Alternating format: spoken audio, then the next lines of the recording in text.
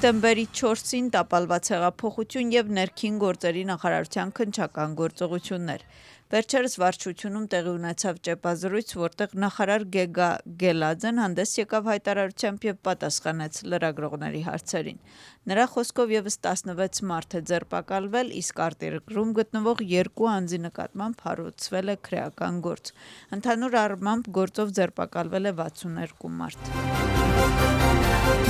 Հոկտեմբերի 4-ի գործով ձերբակալությունները շարունակվում են։ Երեկուշ գիշեր Վրաստանում անցկացված հատուկ գործողությունների շրջանակներում ձերբակալվել է եւս 9 մարդ։ Մի մասը գտնվում է Զահեսի նախնական կալանավայրում, նրանց արդեն այցելել են իրենց փաստաբանները։ Իրավապահների խոսքով նրանց մեղադրանք է առաջադրվել ռազմավարական օբյեկտ գրավելու փորձի եւ խմբակային բռնությանը մասնակցելու համար։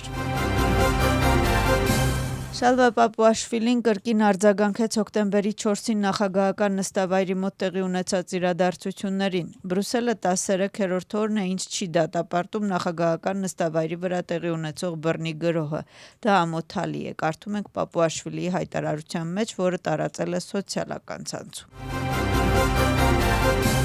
Արդեն 2 ամիս է, ինչ Իսրայելը Վրաստանում նոր դեսպան ունի։ Վալիդ Աբու Հայան իր դիվանագիտական գործունեությունը սկսել է օգոստոսին, իսկ այսօր այցելել է Վրաստանի առաջին ալիք եւ տվել իր առաջին ընդարձակ հարցազրույցը։ Խոսել է Վրաստանում երկարաժամկետ ծրագրերի եւ երկու երկրների միջև համագործակցության կարեւորության, ապագա նախագծերի եւ պաշտոնական ծրագրերի մասին։ Նոր հայեցակարգ եւ 7 մարտահրավեր, որոնք կներդրվեն երկրի կրթական համակարգում։ Կրթության նախարարը այսօր խոսել է վարչապետի կողմից 3 հայտարարված բարեփոխումների մասին։ 12-րդ դասարանի վերացման հնարավորությունը, բարձրագույն կրթության համար այլ խոշոր քաղաքների զարգացումը եւ պակասուրդ ունեցող մասնագիտությունների խթանումը։ Նախարարության ղեկավարը այսօր լրացուցիչ պարզաբանումներ է տվել նոր կրթական բարեփոխումների մանրամասների վերաբերյալ։ Տեխնիկական համալսարանի գործող ռեկտոր Դավիթ Գուրգենիձեն պահանջում է հետաքննություն սկսել 22,000 քառակուսի մետր տարածքի եւ դրա վրա գտնվող շենքերի Գյուլի Ալասանյային փոխանցման վերաբերյալ։ Նա դատական հայց է ներկայացրել գլխավոր դատախազություն եւ պահանջել բռնագրավել նշված գույքը։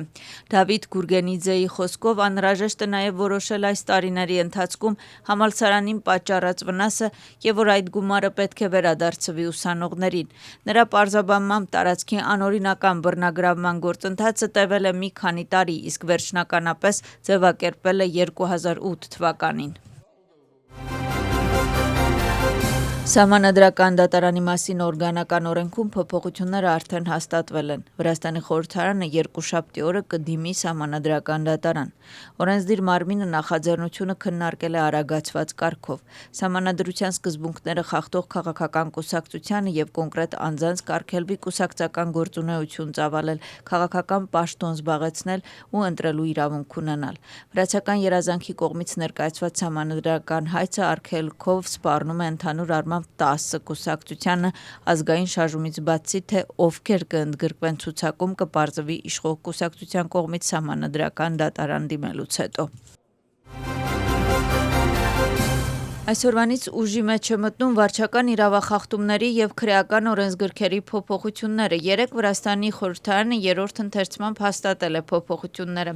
Օրենսդրական փաստաթղթի համաձայն բողոքի ցույցերի հետ կապված իրավական կանոնները դառնում են ավելի խիստ։ Ցույցի մասնակցի կողմից ճանապարհի անօրինական փակումը, դիմակ կրելը, արդյունքաբեր գազ կամ թունավոր նյութեր պահելու կամ ժամանակավոր կառույց ստեղծելու հենց առաջին դեպքը կհանգեցնի 15 օրյա վարչական կալանքի, իսկ կրկնելը 20-օրյա վարչական կալանքի։ Ընդդիմությունը փոփոխությունը գնահատում է որպես ավտորիտարիզմի քայլ եւ այն անվանում է հակասահմանադրական։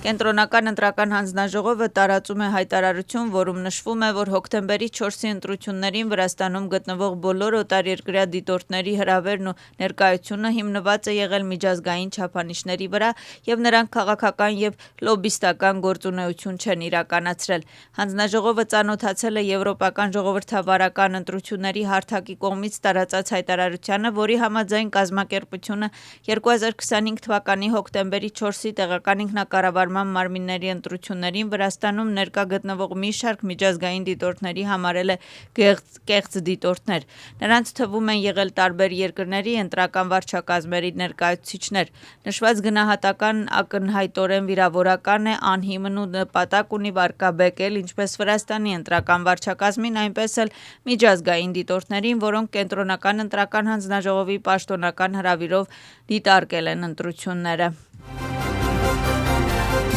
Վրաստանի պետական անվտանգության ծառայության կոռուպցիայի դեմ պայքարի գործակալությունը ձերբակալել է 3 անձի կեղծ բժշկական տեղեկանքներ պատրաստելու և առևտրային կաշառակերությանը նպաստելու մեղադրանքով։ Հետաքննչյան տվյալներով Թբիլիսիի, Քութայիսի և Բաթումիի տարբեր բժշկական հաստատությունների բժիշկները և նրանց օգնականները պատրաստել են կեղծ բժշկական փաստաթղթեր իրենց առողջական վիճակի մասին որոշակի գումար ստանալու դիմաց, որի հիման վրա մարդկանց շնորհվել է սահմանափակ կարողություններ ունեցող անձի կարգավիճակ։